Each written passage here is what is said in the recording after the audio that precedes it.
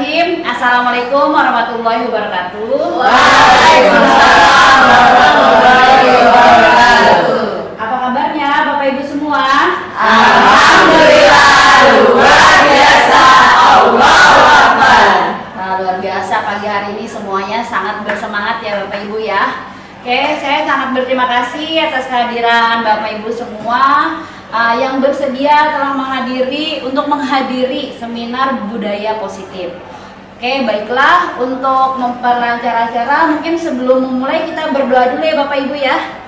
Apakah ada yang ingin membantu saya untuk berdoa sebelum kita memulai seminar ini? Ya, saya Bu. Oke, silakan Ya, Bu. mari teman-teman kita awali kegiatan ini dengan berdoa. Berdoa dimulai.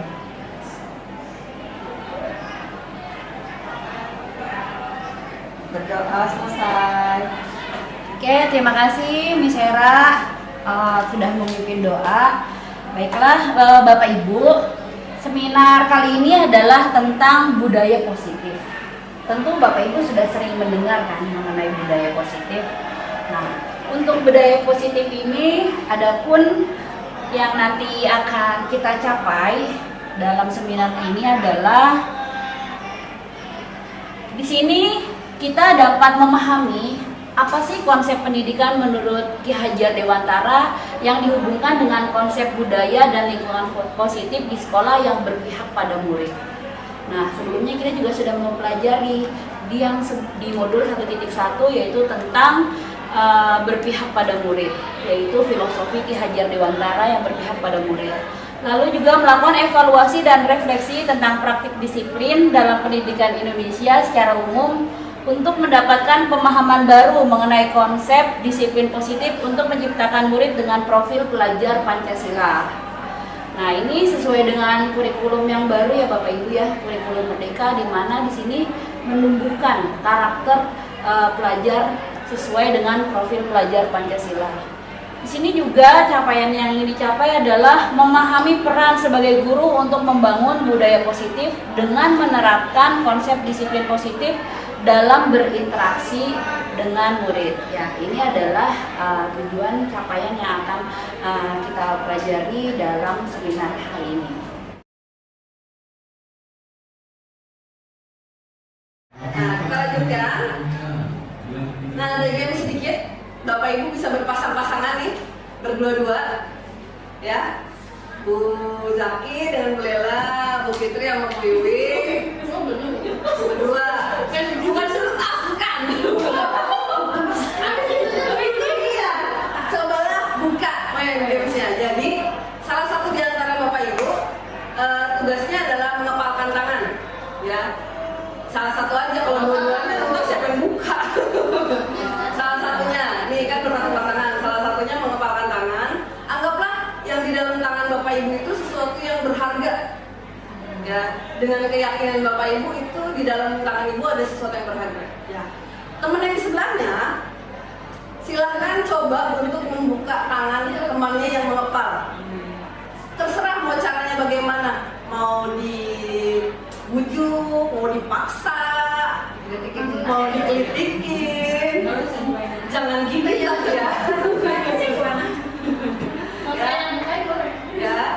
Ya itu terserah Bapak Ibu dong.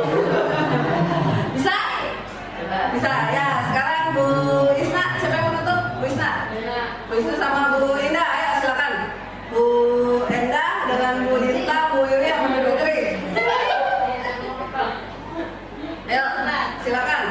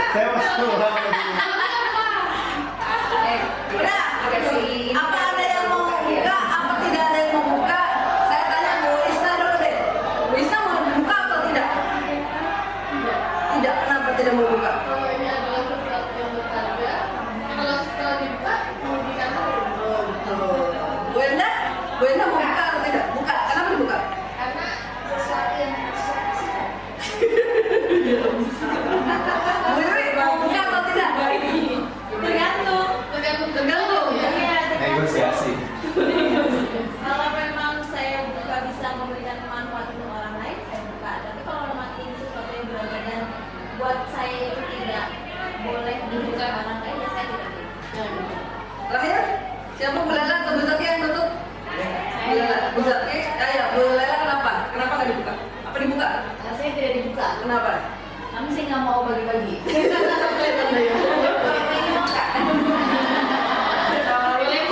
Tergantung tawarannya sih. Kalau tawarannya bagus, ya buka. Tergantung tujuannya juga. Jadi kalau menurut Bapak Ibu, siapa yang punya kontrol membuka atau menutup tangan Ibu ini? Diri sendiri. Iya. Walaupun ada orang lain yang membujuk, tapi kalau Bapak Ibu nggak mau buka, Ya buka. ya nggak buka. Tapi kalau Bapak Ibu mau membuka, ya buka. Begitu kan? Jadi intinya siapa yang mengontrol? Diri sendiri. Diri sendiri. Nah itulah juga yang terjadi pada anak didik kita, peserta didik kita, murid-murid kita.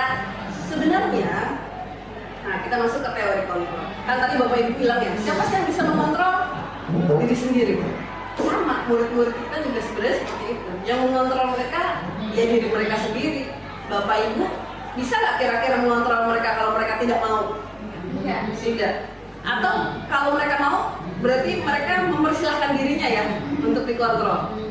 Nah ini ada teori kontrol menurut William Glasser. Jadi ilusi guru mengontrol murid, padahal guru itu tidak bisa mengontrol murid kalau muridnya tidak mau.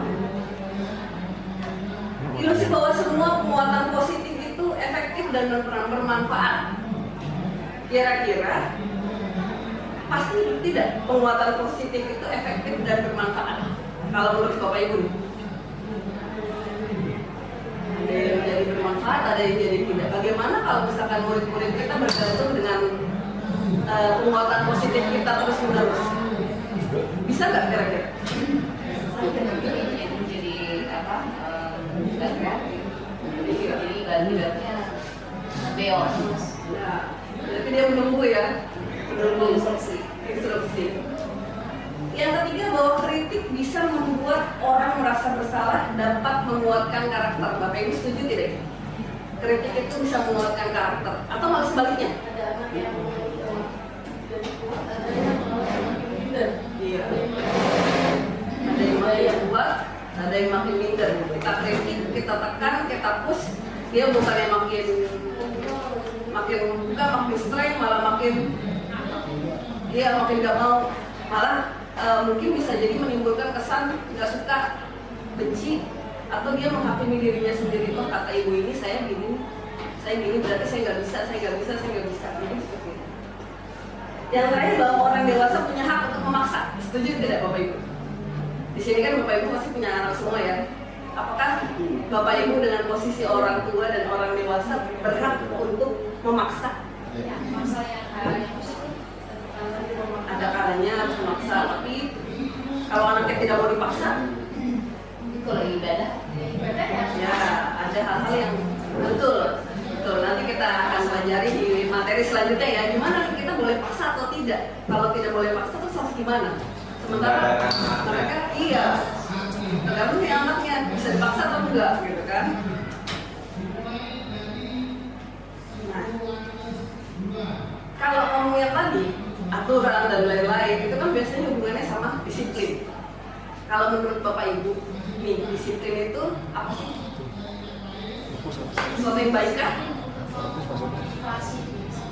Diri sendiri buat ke arah yang positif. Cara yang positif. Di sekolah kita sudah menerapkan belum? Sudah. Baik tidak kira-kira buat anak-anak? Apa tidak baik? Apa kira-kira dengan adanya disiplin di sekolah buat mereka menjadi nyaman kah? Atau justru sebaliknya? Ada yang nyaman, ada yang enggak. Ada yang nyaman, ada yang enggak. Tergantung bagaimana pengalaman mereka di rumah. Kalau memang terbiasa disiplin, maka di manapun mereka bisa disiplin. Jadi aturan yang ada, bukan hanya di sekolah, mungkin di luar dan di jalanan. Kalau berlalu lintas, orang bisa disiplin, tahu warna hijau jalan, merah berhenti. Tapi kalau tidak suka, maka mungkin biasa orang tua mengajarkan tidak disiplin, lampu merah pun dihajar. Jadi kalau disiplin itu perlu, dan kadang-kadang mungkin beberapa siswa kita ya tidak siswa kita aja ya, mungkin kita juga merasa tidak nyaman dengan adanya disiplin. Tapi sebenarnya disiplin itu kan ada yang disiplin positif ya, disiplin positif. Jadi disiplin positif ini sebenarnya Anda tidak bisa mengontrol orang lain. Seperti tadi Bapak Ibu bilang, yang bisa mengontrol hanyalah diri sendiri. Kemudian semua perilaku itu pasti punya tujuan. Mau salah atau benar, seseorang mematuhi atau tidak mematuhi, pasti dia punya tujuan. Ya, tujuannya apa? Kemudian model berpikir, ini win-win solution atau menang kalah atau menang-menang, kan yang dipilih pasti kan win-win solution. Jadi terus menciptakan pilihan baru dengan kolaborasi dan konsensus. Dan yang terakhir, kebutuhan kita sebenarnya kan berbeda, ya kan? Kita punya kebutuhan masing-masing yang harus dipenuhi. Tapi kita berusaha memahami pandangan orang lain terhadap dunia ini, dan setiap orang itu pasti punya paradigma atau pemikiran yang berbeda-beda. Nah, ini hal-hal ini nanti akan kita bahas di materi-materi selanjutnya, ya. Tapi memang betul, kalau memang anak itu tidak bisa berdisiplin atas motivasi dirinya sendiri, perlu ada orang lain yang membantu. Sebenarnya bagusnya kan mereka sadar ya, keinginan kita semua mungkin itu. Anak punya motivasi intrinsik, motivasi yang dari dalam yang dia punya, bukan motivasi yang karena takut dengan guru atau ingin dipuji. Kalau motivasinya dari luar, pasti itu nggak akan lama, ya. Yang paling kuat adalah motivasi yang berasal dari diri sendiri. Nah, apa sih yang mendasari seseorang, memotivasi seseorang untuk dapat melakukan disiplin positif? Salah satunya adalah nilai-nilai kebajikan. Jadi nilai kebajikan ini sifat-sifat positif manusia yang merupakan tujuan mulia. Dan ini universal, lintas bahasa, suku, bangsa, agama, maupun latar belakang. Jadi nilai-nilai yang dianggap baik, ya. Kalau di pendidikan yang sekarang lagi hits istilahnya ya, yang memang kita harus terapkan di sekolah adalah profil pelajar Pancasila. Beriman, mandiri, benar kritis. Ada tidak misalkan dari poin-poin itu yang orang lain anggap itu buruk? Ada tidak dari poin-poin ini? Tidak ada ya. Sepertinya semuanya baik dan bisa dilakukan di semua situasi harusnya. Atau ada juga nilai-nilai kebajikan yang lainnya. Nah ini nilai yang dianggap benar, yang dianggap baik, yang dianggap positif. Peduli, rajin, berani, kreatif. Kira-kira nih kalau Bapak Ibu rasa mana sih nilai-nilai ini, dari nilai-nilai ini yang sudah Bapak Ibu tanamkan ke peserta didik kita di kelas? Bu Indah, kira-kira yang mana Bu Indah? Dari nilai-nilai ini yang sudah ditanamkan? Wajib Peduli. peduli itu kan kalau temannya belum bisa, Apalagi kira-kira? integritas, Integritas. Terus? rasa hormat ya, Hormat. tanggung jawab, tanggung jawab. Pak Arifah, kira-kira yang mana yang sudah diterapkan? Banyak. Kreatif ya? Iya. Ngajar produktif pasti kreatif. Kreatif, bersyukur nggak? Bersyukur lah, kan tiap hari berdoa ya Bu. Diawali pembelajaran pasti dengan berdoa. Saya yakin semua Bapak Ibu pasti sudah pernah menerapkan ini, mungkin dalam porsinya saja yang berbeda-beda, ya kan? Karena banyak lah, saya yakin Bapak Ibu juga pasti menjadi teladan yang baik dan contoh yang baik buat anak-anak.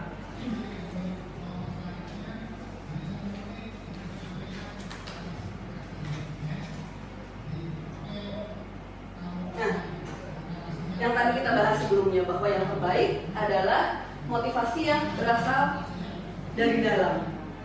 Ya, kita akan bahas tentang motivasi, hukuman, dan penghargaan, ada satu lagi, dan restitusi. Sebenarnya dalam teori motivasi perilaku manusia, seseorang melakukan sesuatu itu biasanya karena tiga hal ini: karena takut dihukum, karena imbalan atau penghargaan, atau ingin dipuji, atau memang karena dia menghargai dirinya sendiri. Kira-kira anak-anak kita kebanyakan yang mana ya Bapak Ibu? Takut dihukum. Takut dihukum. Ya. Jadi kalau dengan guru yang ini dia akan terlihat baik, patuh. Iya. Dengan guru yang lain Santai. santai. Ya. Atau dalam situasi apa nih kira-kira mereka akan punya motivasi takut hukuman? Biasanya kalau lagi upacara ya, upacara kan harus kelihatan rapi, tertib. Kalau yang ketiga kira-kira sudah belum? Menghargai diri sendiri. Karena menghargai diri sendiri. Ya, belum. Sepertinya belum ya. Mungkin hanya beberapa. Ada beberapa. Beberapa siswa yang mempunyai kesadaran, tapi belum semuanya. Tapi kalau tanggung jawab mereka banyak kan kalau Tanggung ada jawab. tugasnya. Iya. Kalau menurut Bu Zaki kira-kira gimana? Kan pernah bertanya, berkolaborasi juga dengan anak-anak ya. Mereka punya motivasi karena menghargai diri sendiri itu berapa banyak ya?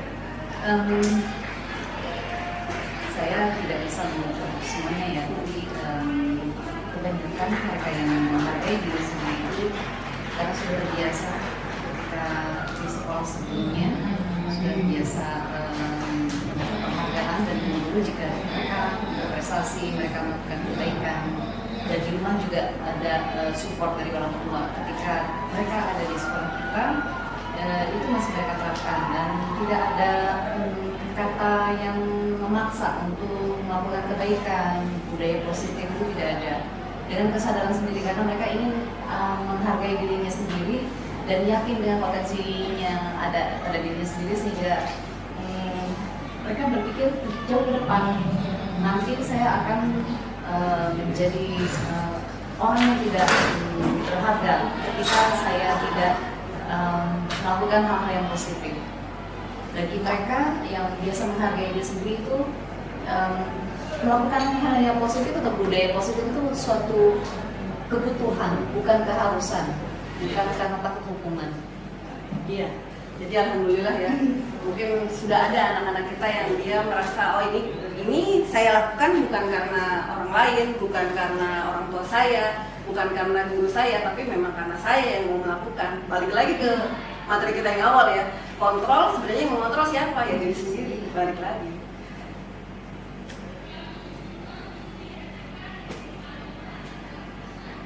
Nah, saya ada kuis sedikit nih. Bapak Ibu boleh mengkategorikan ini sebagai hukuman atau ini konsekuensi. Yang pertama, mencatat 100 kali di dalam buku kalimat saya tidak akan terlambat lagi karena terlambat sekolah. Itu hukuman atau konsekuensi? Hukuman.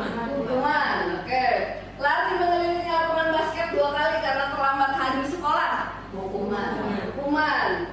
Murid diminta push up 15 kali karena tidak menggunakan masker ke sekolah. Hukuman. Hukuman masih menggantikan kertas tugas teman yang telah dicoret-coret. Konsekuensi. Konsekuensi, baik. Membersihkan tumpahan air di meja tulis karena tersenggol saat belajar. Konsekuensi. Murid disuruh untuk mengenakan sepatu seharian di sekolah karena tidak mengenakan sepatu hitam. Hukuman. Yang terakhir, lari mengelilingi lapangan basket 2 kali karena terlambat 10 menit pelajaran PJOK. Hukuman. Konsekuensi. Hukuman dan konsekuensi yang terakhir. Konsekuensi. Mau dimintakan apa ini konsekuensi menurut Dinda? Kan ini ya, dia telat. Telat. Dia sudah lari. Dia Ya. sudah lari. Jadi bukan hukuman. Bukan. Bu Zaki kenapa bilang ini hukuman? Ya karena apa namanya terlambat. PCOK kan? PCOK kan Mungkin itu adalah kesepakatan kelas. Maksudnya mungkin bisa jadi PJOK-nya itu tidak dalam waktu. Maksudnya yang lain bukan lari-lari. Nah kalau dia lari sendiri kan otomatis itu hukuman. Iya. Oke, baik kita lihat ya. Yang pertama benar hukuman, yang kedua hukuman, yang ketiga hukuman. Nah, yang terakhir ternyata adalah konsekuensi. Karena apa? Betul tadi kata Bu Enda, dia sedang pelajaran olahraga, dia terlambat, temannya sudah pemanasan. Kalau misalnya Iya. tentang teori kelas, Teori, tapi ini kan di lapangan basket. lari mengenai lapangan basket. Mungkin dia konteks sedang olahraga nih, olahraga di lapangan. Karena dia bisa dimunculkan ya siapa sih yang bisa soalnya.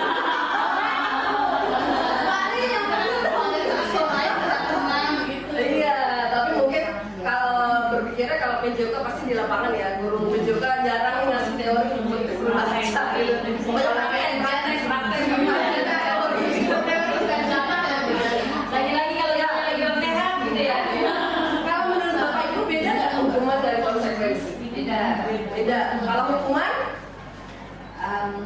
Ya, Karena dia melakukan suatu kesalahan hukum. Kalau konsekuensi karena dia harus konsekuensinya seperti ini. Kayak melakukan aktivitas tapi untuk mengurangi sesuatu yang bisa membahayakan. kalau dilihat perbedaannya, kalau hukuman itu biasanya menyakitkan ya. Namanya dihukum ya sakit lah. Kalau dihukum senang bukan hukuman namanya. Kalau konsekuensi ya tadi, kalau dia lupain air, ya harus dilap. Gitu. Membuat anak itu sakit fisik atau sakit hati kalau hukuman. Ya benar, saya juga tahu itu. Ya. Atau membuat anak kalau konsekuensi dia biasanya tidak nyaman. Mungkin karena ditegur ya.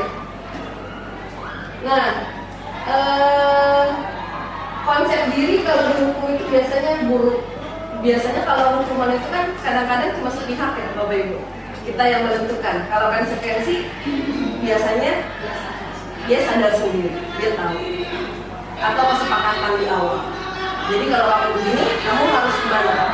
Ya, kalau konsekuensi bisa jadi seperti itu. menimbulkan rasa kepedulian. Peduli, dia juga mikir dia salah, apa ya yang harus diperbaiki. Nah, kalau menurut Ibu mana yang lebih baik? Bapak Ibu? Konsekuensi. Lebih fair.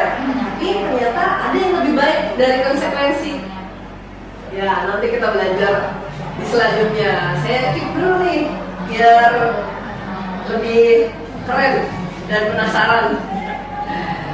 Nah, tadi kan hukuman. Ini penghargaan. Kalau kita menghargai murid baik nggak? Baik. Apakah selalu baik? Kalau misalkan dia kerja bagus ya. Biasanya Ibu kalau ngasih penghargaan ke murid berupa apa? Ujian kah? Ujian Di depan siswa yang lain atau berdua aja? Sekolah ya enggak. Enggak. Kalau yang lainnya nggak dipuji gimana rasanya dia? Ya sedih ya kali. sakit hati. Oh biasa aja. Biasa aja. Apa itu tandanya iri? Ya dia bilang puji gitu ya. Ya mah gitu emang. Tapi kan ada beberapa siswa yang nggak suka temannya dipuji ya. Iya, Ada. Iri. Iri. Dia lagi. Tapi kan Pasti dia. motivasi. Iya. Tapi kan motivasi apa benar yang kita lakukan. Ini ada dihukum oleh penghargaan. Penghargaan itu jadi sebenarnya menghukum juga. Menghukum siapa? Apakah menghukum siswa yang kita hargai? Sepertinya tidak ya kan? Tapi sebenarnya penghargaan atau hukuman itu cara kontrol yang sebenarnya menghancurkan potensi pembelajaran yang sesungguhnya. Jadi gimana? Kita nggak boleh menghukum, tapi nggak boleh memuji juga. Diem aja, be aja. Enggak juga, ya. Tapi sebenarnya, ya ada pelajaran tersendiri. Jadi mereka bisa. Sebenarnya kalau anak-anak itu mereka bisa juga, mereka sudah merasa puas kan. Kayak pelajaran matematik, dia sudah bisa menyelesaikan soal. Ini kayaknya bangga banget sama diri sendiri gitu kan. Bisa menyelesaikan persoalan. Justru dengan kadang-kadang dengan penghargaan, dia jadi kadang-kadang mungkin sudah bisa deh. Atau teman-teman yang lain yang mendengar, dia doang yang dipuji. Dampak kalau kita memberikan penghargaan, ada yang jangka pendek, jangka panjang. Yang jangka panjang mungkin mereka akan merasa ketergantungan yang tadi saya bilang. Kok gue melakukan kebaikan tapi nggak dipuji sih? Atau dia melakukan sesuatu berharap untuk dilihat atau dipuji orang lain. Yang tadi, penghargaan itu menghukum siapa? Menghukum orang lain yang tidak dihargai. Teman-temannya yang tidak dipuji. Kan dia juga pengen kali ya dipuji gitu kan. Penghargaan mengurangi ketepatan. penghargaan sebenarnya tidak efektif karena tadi menimbulkan rasa ketergantungan. Penghargaan itu merusak hubungan. Saya menghargai ibu saya hebat banget nih. Yang lain kemudian mungkin ada yang iri. Terus bingung, oh berarti saya tidak hebat ya. Saya biasa aja. Menurunkan kualitas dan mematikan kreativitas. Misalkan anak-anak membantu kita nih, misalkan, nak tolong bantu ibu ya buat ngedit video misalkan nih. Terus kita awalnya kita tidak bayar misalkan, atau kita tidak puji, nanti abis itu kita bayar dan kita puji, itu akan berbeda hasilnya. Mereka pasti mungkin mindsetnya tadinya lurus jadi agak belok sedikit ya, karena mengharapkan sesuatu. Dan yang tadi penghargaan mengurangi motivasi yang ada di dalam diri. Jadi bagaimana baiknya kita memberikan penghargaan atau apresiasi? Yang pertama, kalau kita mau memberi dukungan, berilah dukungannya secara khusus satu pribadi. Jadi berdua saja dengan anaknya. Ya. Atau kalau mau memberi penghargaan atau pujian, pujilah semuanya. Lah, kalau dipuji semuanya kan nggak semuanya harus dipuji. Ya. Dan secara konsisten kita memberikannya. Kemudian kita harus fokus kepada proses. Jadi bukan cuma hasil. Ya, progres bukan cuma hasil. Nah, bentuknya tadi bentuk disiplin positif, kemudian bentuk bagaimana kita bisa saling menghargai, itu bisa termaktub atau tergabung dalam keyakinan kelas. Keyakinan kelas. Kenapa tidak peraturan kelas saja? Ya, kenapa tidak peraturan? Karena keyakinan itu akan memotivasi seseorang dari dalam.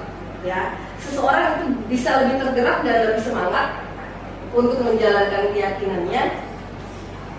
Gak cuma dia ngikutin aturan.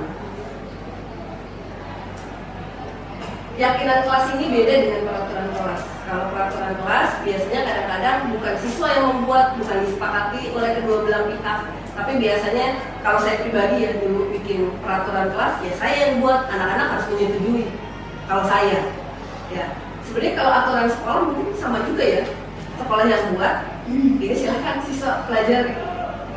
Tapi kalau keyakinan kelas, dia bahasanya lebih positif dan itu dari siswa. Yang melakukan bukan siswa saja, tapi kita juga. Nah, saya punya contoh nih, keyakinan kelas di kelas saya sendiri. Misalkan yang pertama, jaga kebersihan ruang kelas kita. Yang harus menjaga apakah murid doang? Tidak, semuanya harus bisa menjaga. Hargai waktu dengan disiplin. Mari lakukan yang terbaik dan jadilah diri sendiri. Kita adalah keluarga, saling membantu, gotong royong, berbicara dengan sopan. Nah ini siswa yang mengajukan sendiri, ya siswa yang mengajukan sendiri, mereka yang menuliskan sendiri, ya. Jadi bukan dari saya, bukan. Dan kalau Bapak Ibu lihat di sini bahasanya tidak ada dilarang, tidak boleh. Semua bahasa yang ada di sini adalah jangan, berarti nggak boleh kalimatnya. Ya, jangan, semua kalimat negatif tidak boleh. Ya. Yang kenapa harus kalimat positif? Karena kalau tidak boleh lari-lari, pasti akan dilakukan sebaliknya. Itu bukan keyakinan. Yang boleh gimana? Tidak boleh makan di kelas. Bahasa yang positifnya gimana? Makanlah di tempat yang disediakan. Betul. Makanlah di tempat yang sudah disediakan. Makanlah di kantin. Itu kan bukan larangan. Kadang-kadang orang semakin dilarang, semakin makin dia. Tapi penyusunan kalimatnya positif. Iya, penyusunan kalimatnya harus positif. Seperti di kelas juga. Iya, kayak edukasi ya. Kita mengedukasi orang lain kalau di kesehatan. Jangan merokok, jangan makan makanan yang tidak sehat. Pakai terus dimakan. Jadi gimana Bu Wiwi? Merokoklah yang banyak, gitu. Makanan yang tidak sehat. Jaga kesehatannya. Hindari asap rokok. Makan-makanlah yang sehat dan bergizi. Iya, itu lebih baik ya.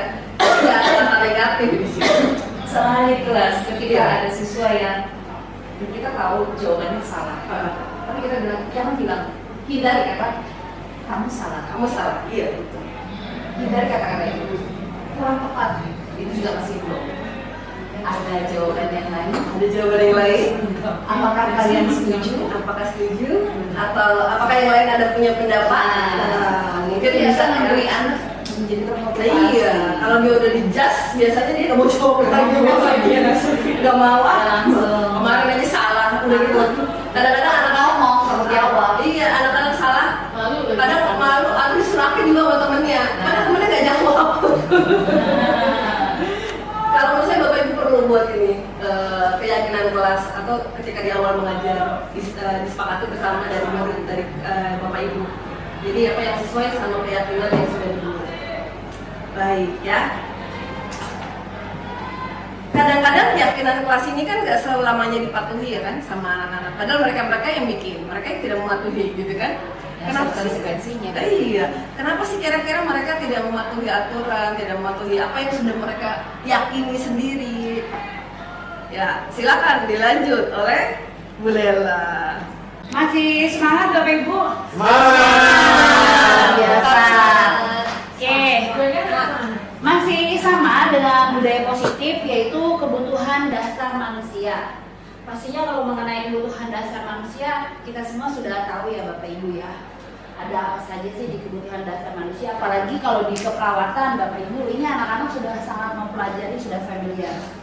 Nah, sebenarnya ketika kita mendapatkan apa yang kita inginkan, sebenarnya saat itu kita sedang memenuhi salah satu dari kebutuhan dasar kita.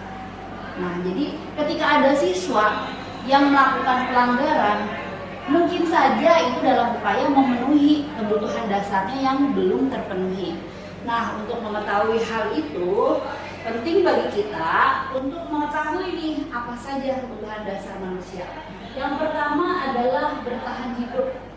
Mungkin Bapak Ibu bisa menjelaskan bertahan hidup ini apa saja yang masuk dalam kategori bertahan hidup. Makan, apalagi Bapak Ibu minum, istirahat, gajian, makan minum, istirahat, gajian. Apalagi Bu Wiwi pasti sangat ahli sekali nih, karena kan beliau mengajarkan yang kebutuhan dasar manusia. Iya banyak. Iya. Hanya makan, minum, istirahat, karena seksual pun itu Iya. Kebutuhan biologis. Iya. Ya, ya benar sekali. Jadi memang itu adalah untuk di bertahan hidup ini adalah kebutuhan fisiologis Bapak Ibu yang memang harus terpenuhi. Lalu selanjutnya adalah kebutuhan kasih sayang dan rasa diterima. Nah, kebutuhan kasih sayang dan rasa diterima seperti apa contohnya, mungkin Bapak Ibu ada yang bisa menjelaskan? Siapa yang kurang kasih sayang? Nah, ya ketika anak kurang kasih sayang di sekolah, di rumah, nanti di sekolah akan berdampak pada karakternya, pada perilakunya di sekolah. Dia mencari di sekolah ya? Mencari sekolah, dia seperti mencari perhatian dari temannya. Nah, dan ketika mencari perhatian nanti dianggap usil, dianggap mengganggu temannya, seperti itu. Lalu ada kebebasan atau freedom, kebebasan. Bagaimana contohnya Bapak Ibu untuk kebebasan? Bebas merdeka. Nah ya, dari siswa ini banyak yang menginginkan kebebasan. Seperti misalnya ketika belajar, Bu, tugasnya jangan yang banyak. Bu, jangan tugas mulu. Bu guru ini sudah masuk tugas. Alhamdulillah, gurunya sakit. Alhamdulillah. Jadi Ya, itu salah satu contoh ya, walaupun secara negatif ya. Lalu di sini ada kesenangan, karena memang siswa ini ingin fun. Ketika belajar ingin fun, tidak yang harus selalu serius, tapi tetap serius, santai, tetap ada bermainnya, tetap ada materinya juga yang masuk, dan yang terakhir adalah penguasaan. Untuk mengenai yang terjadi pada siswa nih Bapak Ibu, ketika siswa melakukan sebuah pelanggaran, itu kan karena ada kebutuhan dasar yang tidak terpenuhi. Nah, di sini Bapak Ibu guru, kita mempelajari di sini adalah posisi kontrol. apa saja posisi kontrol, seperti ada menurut William Glazer ada 5 posisi kontrol. Ada penghukum, pembuat merasa bersalah, sebagai teman, sebagai pemantau, dan yang manajer. Nah, menurut Bapak Ibu, posisi kontrol apa yang paling terbaik? Teman. Sebagai teman. Mungkin ada pendapat lain. Kalau Bu Fitri sebagai apa yang paling terbaik? Penghukum. Yang jawab bukan saya. Iya, Bu Fitri bagaimana Bu Fitri? Kenapa Pak Dadang sebagai penghukum? Karena kalau dihukum gampang untuk dikontrol. Oh, karena ketika dihukum siswa lebih gampang untuk dikontrol. Jadi takut dong. Jadi takut. Nanti kalau nggak ada Pak Dadang, dia melanggar. Iya. Karena harus dikontrol terus. Ya, oke, baiklah. Kontrol penghukum. Nah, ini yang tadi Pak Dadang, yang tadi. Kemungkinan peserta didik marah dengan kita mengontrol dengan sebagai posisi penghukum.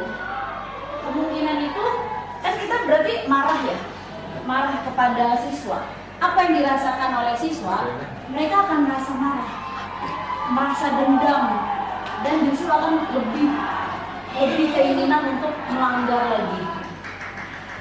Sebenarnya hukuman itu tidak harus selalu fisik, verbal pun. Nah, anak-anak kita suka tidak sadar verbal, kita menghukum secara verbal dengan menggunakan kalimat-kalimat yang negatif atau bahkan menyakiti hati siswa. Kata-kata verbal yang negatif itu malah lebih Menyakitkan, ya, dan lama sembuhnya Ya, dibandingkan betul. hukuman fisik. ya.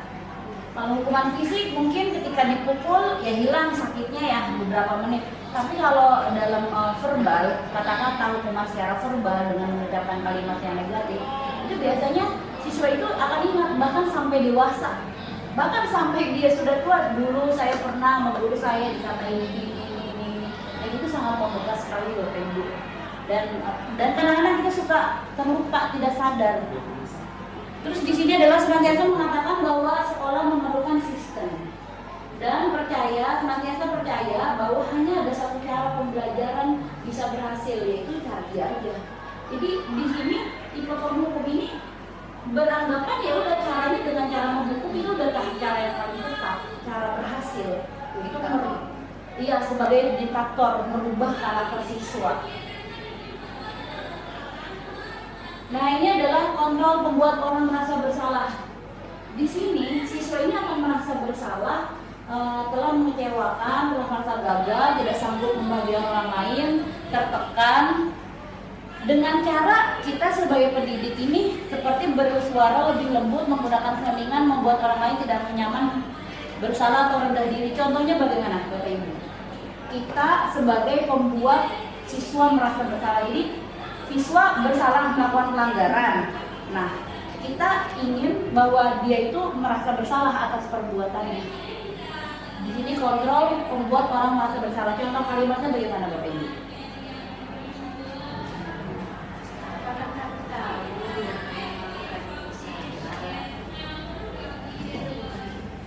Kalau misalnya bikin dia introspeksi, kamu tahu nggak yang kamu lakuin itu salah apa benar? Maksud ini nggak memposisikan dia sebagai orang yang merasa bersalah. Jadi bertanya.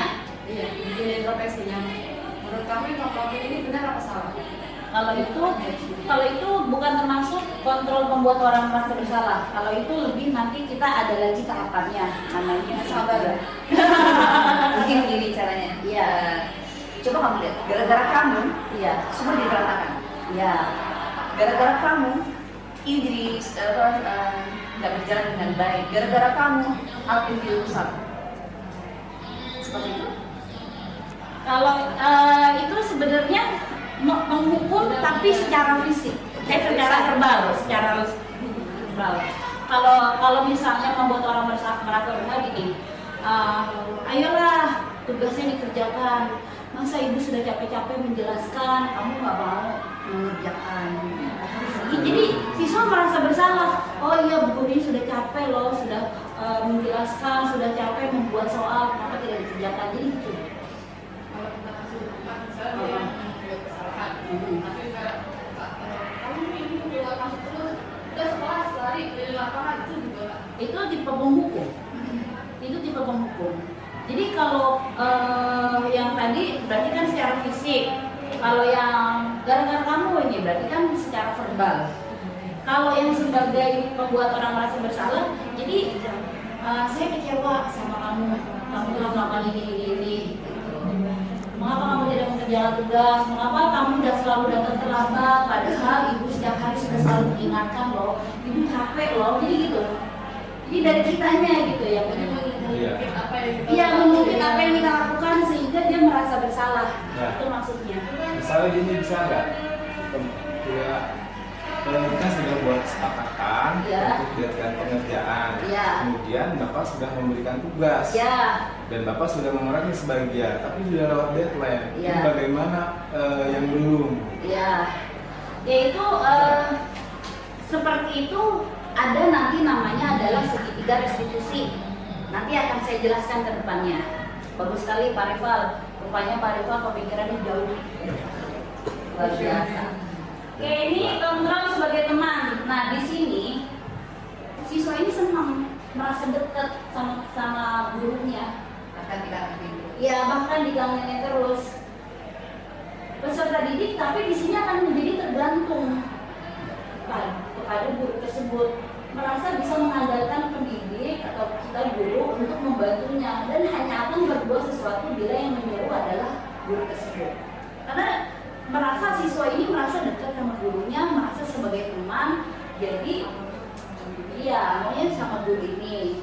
Dan di sini tidak akan menyakiti peserta didik, namun tetap berupaya mengontrol peserta didik melalui persuasi, menggunakan hubungan baik dan contoh untuk mempengaruhi seseorang.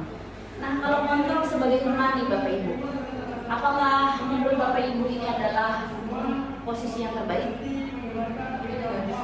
Kadang siswanya ulunya Posisinya nggak tahu kalau iya guru yang harus dihormati, jadi harus kayak batasan. Ya, jadi tidak tahu batasan. Pasti ada plus minusnya ya Bapak Ibu ya. Jadi tidak tahu batasan atau hanya patuh pada guru yang tersebut saja. Oke. Ini kontrol sebagai pemantau. Di sini peserta didik memahami sanksi yang harus dijalankan karena telah melanggar salah satu peraturan sekolah, namun tetap merasa tidak nyaman. Bertanggung jawab atas perilaku orang-orang yang diawasi, menggunakan sanksi, konsekuensi, mengadakan perhitungan, catatan, data. Nah ini, di sini pun posisi guru ini sebagai pemantau. Jadi mana siswa yang melakukan pelanggaran, dan situ nanti kita sebagai pemantau mengawasi dan menggunakan sanksi serta konsekuensi. Contohnya nih, kayak kita misalnya di sekolah dengan menggunakan buku BBKB, seperti itu kontrol pemantau. Lalu di sini adalah kontrol manager. Nah ini kontrol manager. Jadi tadi yang sudah dijelaskan oleh Pak Arifal, contohnya tadi Pak Arifal, itu sebenarnya juga salah satu dari kontrol manager. Di sini mengembalikan tanggung jawab pada peserta didik. Jadi bagaimana menumbuhkan tanggung jawab, rasa tanggung jawab pada siswa, dan bagaimana mencari solusi dari masalah yang telah dia langgar atau peraturan yang dia langgar. Di sini kita sebagai guru bersama dengan siswa kita berbuat sesuatu. Kita berdiskusi bagaimana siswa untuk mempertanggungjawabkan perilakunya. Terus kita mencari solusi bersama dengan siswa bagaimana dia mengatasi dari yang pelanggaran yang telah dia buat. Lalu di sini kita menganalisis nih dari kebutuhan dari tindakan pelanggaran yang dilakukan oleh siswa tersebut. Lalu kita membimbing siswa untuk dapat memperbaiki kesalahannya, untuk bertanggung jawab, dan bagaimana agar siswa tersebut dapat kembali lagi ke kelompoknya. Nah, dari ke-5 posisi kontrol ini Bapak Ibu, menurut Bapak Ibu yang terbaik adalah posisi apa? Kontrol manager. Ya, benar sekali. Di kontrol manager ini, nah ini segitiga restitusi. Menurut Bapak Ibu restitusi itu apa ya?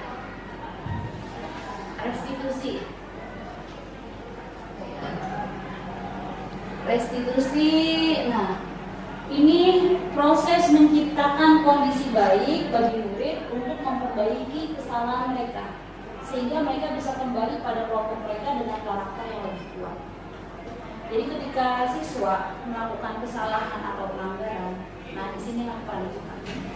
Peran kita sebagai manajer, bagaimana siswa dapat bertanggung jawab, mencari solusi agar dapat mereka kembali lagi menjadi lebih percaya diri lagi, menjadi sadar.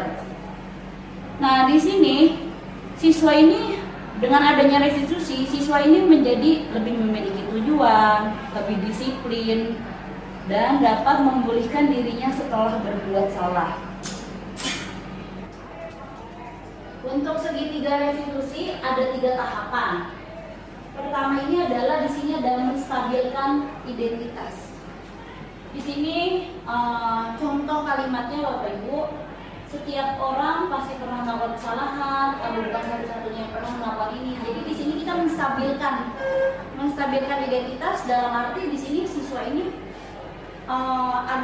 agar siswa itu tahu bahwa kesalahan ini pernah juga dilakukan oleh orang lain, oleh temannya, bukan hanya dia saja yang pernah berbuat salah. Lalu tetap di sini validasi tindakan yang salah. Jadi siswa itu harus tahu kalau tindakan itu salah. Bagaimana kita menyadarkan bahwa tindakan itu salah? Yaitu contohnya nih kayak tadi di awal sudah membuat keyakinan kelas. Kira-kira menurut kamu dari yang kamu lakukan, apakah kamu telah melanggar keyakinan kelas yang telah kita buat? Terus bisa juga kita bertanya, apa alasan yang kamu lakukan? Mengapa kamu melakukan pelanggaran ini? Ini contoh kalimatnya. Terus untuk yang ketiga yaitu menanyakan keyakinan. Di sini karena memang penting sekali untuk membuat keyakinan kelas di awal, sehingga kita bisa menanyakan lagi keyakinan kelas yang sudah disepakati di sekolah, di kelas, lalu pelanggaran apa yang dilakukan. Lalu di sini bisa juga kalimatnya, kamu ingin contoh kalimatnya tadi ya Bapak Ibu ya. Mungkin nanti bisa Bapak Ibu modifikasi lagi yang lebih mengenal siswa. Kamu ingin menjadi orang yang seperti apa? Jadi ketika siswa kita sudah stabilkan identitasnya, kita sudah validasi, oh tindakannya salah, kita konfirmasi lagi keyakinan kelas apa yang dilanggar, lalu kita berikan pandangan ke depannya ini menjadi seperti apa. Ini adalah contoh segitiga restitusi.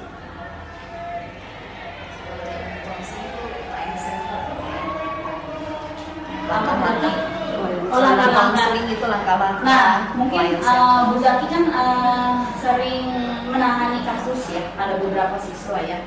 Mungkin Bu Zaki bisa contohkan, kita simulasikan.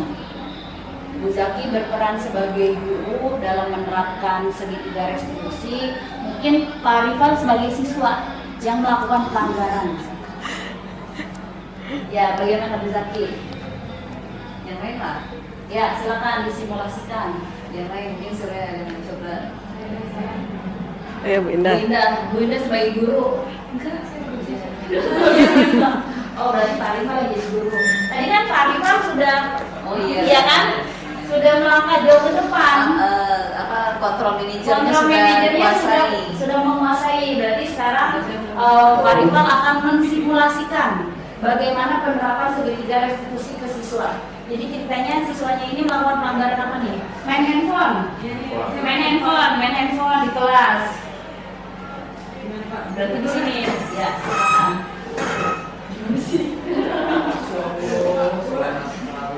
Ini. Iya. Sini simpan handphonenya. Kenapa Pak? Kamu main handphone terus kan dari tadi? Iya Pak. Ya simpan dulu. Ya. Kenapa kamu main handphone? Saya mau hubungin pacar saya. Sekarang saat kamu belajar, apakah itu benar?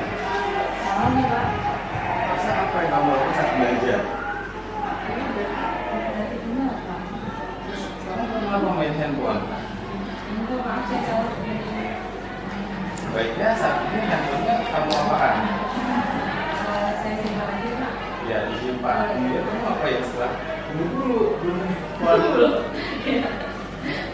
Setelah kamu simpan, apa yang kamu lakukan?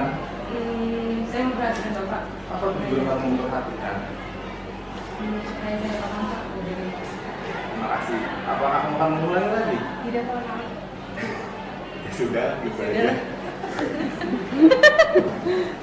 Saya bingung alhamdulillah. Oke, terima kasih banyak Pak Rifal. Alhamdulillah luar biasa. Baru mendapatkan ilmunya sudah langsung disimulasikan. Nah, dari Bapak Ibu tadi sudah disimulasikan oleh Pak Rifal dan Ibu Indah. Pak Rifal sebagai guru dan Ibu Indah sebagai siswa.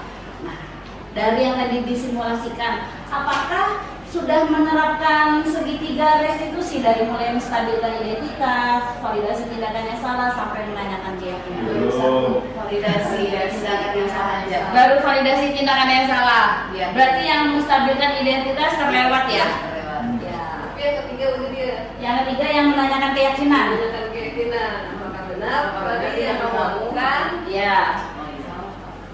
Iya, stabilkan Nanti mau diulangi lagi? Tidak. Ya. Kan? Ya benar. Jadi di pertama itu kenapa kau main handphone itu sudah penghukuman sebenarnya. Atau mungkin bisa secara lebih valid. Iya, mungkin kalimat nadanya bisa lebih halus kali ya. sebenarnya bertanya ya. Sebenarnya bertanya, tapi mungkin nadanya itu ya. Jadi kesannya siswanya takut gitu ya. Jadi harusnya gimana? Jadi harusnya Kalau dalam konseling kata-kata mengapa kamu melakukan itu harus dihindari. jadi harus pakai Kata-kata positif. Nah, bisa begitu. Tapi kamu apa yang kamu lakukan? Apa yang kamu lakukan? Kalau kira-kira Apa yang salah? Apa? Kira-kira kamu tahu kenapa saya panggil? Sedang tadi ada bagian tahu. Tidak apa saya bertanya. Kenapa kau main handphone?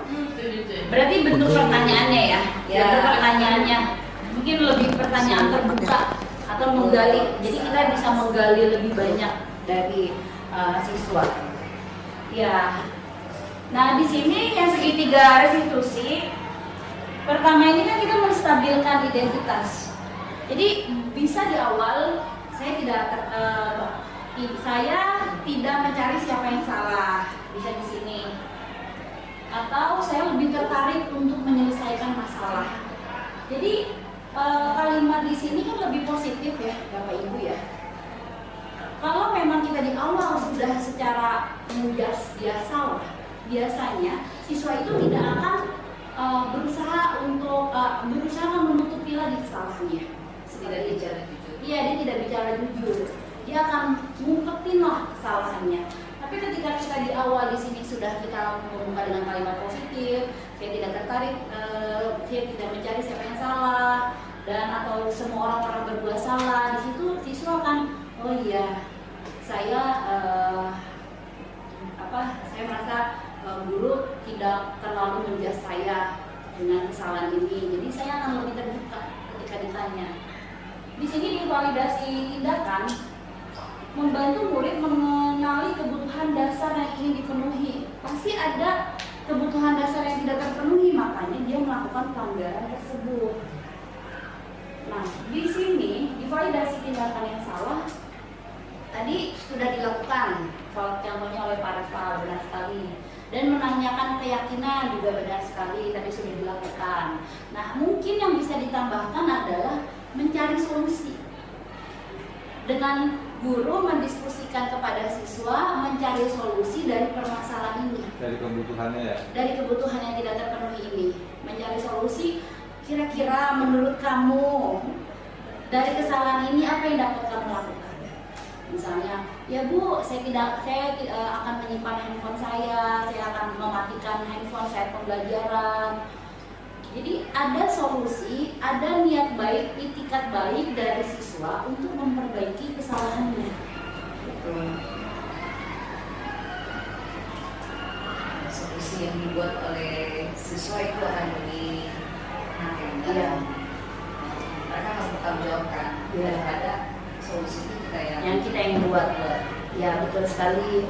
Jadi ketika kita melakukan segitiga restitusi, Bapak Ibu, jadi kita ini ibaratnya sebagai fasilitator aja. Tapi memang solusinya sebaiknya dari siswa. Dia yang mengungkapkan keinginan berubahnya apa. Karena dari kesadarannya diri sendiri akan tercipta motivasi secara internal, intrinsik untuk dapat berubah. Dan ini biasanya perubahannya akan jangka panjang. Dibandingkan kita yang menawarkan, kita yang meminta dia untuk berubah, tindakannya ini, biasanya tidak akan menemukan. Oke. Untuk iya, ada unsur keterpaksaan. Baiklah Bapak Ibu, mungkin ada yang ingin didiskusikan dari segitiga konstitusi ini. Ada yang ingin didiskusikan atau ada yang kurang jelas, Bapak Ibu silakan. Atau ingin menambahkan, mungkin Bu Zaki bisa menambahkan. Pengalaman dari siswa gimana Bu Zaki? Apakah Bu Zaki sudah menerapkan ini? Ya, saya sudah saya katakan. Sebenarnya yang disampaikan ini BK banget ya. Dan bagi guru BK itu bukan hal yang baru karena sudah ada dalam pembelajaran biasa. Yang tadi saya lupa. Setiap anak memang punya segala sesuatunya, punya keinginan, punya tujuan. Tapi kita tidak bisa melepas gitu aja segala sesuatunya diserahkan ke anak, kalau maunya bagaimana. Kita juga harus mengingatkan ke anak, oke, kita punya mau, punya keinginan, punya tujuan, tapi kita juga di sekolah ada sistem. Kamu memilih sekolah ini, ingin sekolah di sini, ada konsekuensinya, mengikuti aturan yang ada. Sistem kita sudah ada, sudah dibuat sebelum kamu masuk sekolah sini gitu. Jadi baiknya kalau misalnya kamu masuk sekolah ini, pelajari dulu yang mungkin untuk yang lainnya gitu ya, mungkin anak-anak yang dari SMP gitu sudah tahu, oh setiap sekolah ini punya aturan seperti ini, sistem seperti ini. Nah, mereka harus ikuti. Kalau tidak ada konsekuensinya. Kalau mereka memilih sekolah ini tapi tidak mau mengikuti sistem sekolah ini, untuk apa mereka memilih sekolah ini? Jadi harus ada validasinya, itu juga Validasi penting juga. Jadi tidak dibiarkan begitu aja. Kalau kita biarkan maunya anak, ya sekolah ini nggak akan berjalan dengan baik. Oh, saya mau ini sekolah masuknya jam 8, saya mau ini jam 9. Kok kita serahkan semuanya ke anak. Kan tadi sudah dibilang ya, kalau siswa itu tidak bisa punya disiplin dari diri dia sendiri, menurut Ki Hajar Dewantara juga orang lain harus bisa memaksa dia untuk disiplin. Jadi kalau materi restitusi ini kayaknya semua guru bisa jadi guru BK gitu ya, bisa jadi guru BK, maksudnya menangani masalah siswa gitu. Jangan ada masalah siswa lempar, ada masalah siswa lempar. Dia juga harus punya treatment gitu ya, atau wali kelas misalkan kan, wali kelas juga treatment pertama ya Bu ya kalau di sekolah itu. Kalau wali kelas sudah tidak sanggup mungkin baru gitu kan dibantu. Jadi mungkin kita juga sebagai guru bisa mandiri juga ya. Meningkatkan kemandirian, jangan apa-apa tuh bergantung sama orang lain gitu kan. Oke, begini enak, guru BK-nya santai banget. Karena guru-guru sudah bisa menerapkan semua. Guru BK ya udah memantau aja. Manager kan, kita semua adalah manager. Baik teman-teman, alhamdulillah kegiatan kita hari ini sudah selesai ya. Semoga apa yang disampaikan bisa bermanfaat untuk kita semua. Berdoa menurut keyakinan masing-masing, dipersilakan.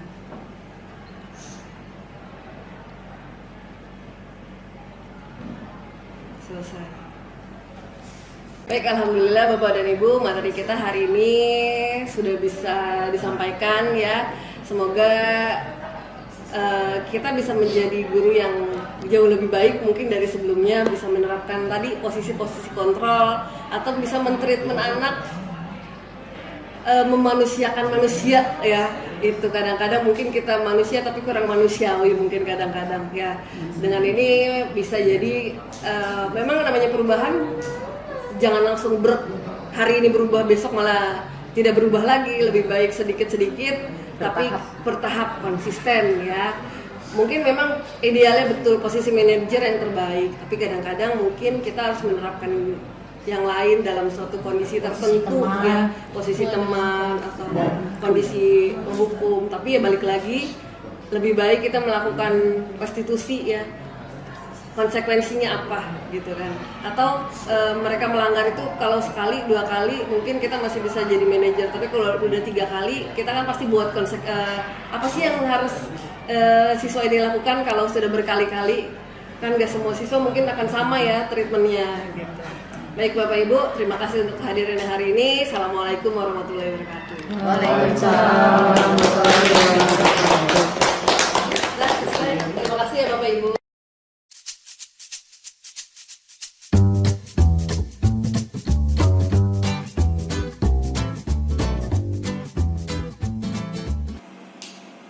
Assalamualaikum warahmatullahi wabarakatuh.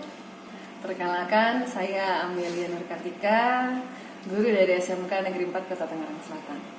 Baru saja tadi saya diberikan materi mengenai budaya positif oleh Ibu Laila Oktarina. Nah, setelah Bu Laila memaparkan materi mengenai budaya positif, ada beberapa materi yang menurut saya sangat baik untuk diterapkan di kondisi pembelajaran saya sehari-hari. Misalkan saja tentang posisi kontrol. Jadi posisi kontrol yang selama ini saya lakukan mungkin kurang tepat. Jadi Bu Lela tadi menyarankan agar mengambil posisi kontrol di posisi manajer, dan memang betul ketika kita di posisi manajer itu jauh lebih baik untuk diri kita juga untuk siswa kita. Kemudian ada juga materi mengenai segitiga restitusi. Itu salah satu cara bagaimana kita memperlakukan murid-murid kita dengan jauh lebih baik dan jauh lebih bermanfaat mungkin dibanding yang sebelumnya saya lakukan. Insya Allah kedepannya saya akan berusaha untuk menerapkan dan mengaplikasikannya, walaupun mungkin sedikit demi sedikit, tapi saya akan berusaha untuk menjadi guru yang lebih baik lagi ke depannya. Terima kasih untuk Bu Lela Oktarina atas pemaparannya. Assalamualaikum warahmatullahi wabarakatuh.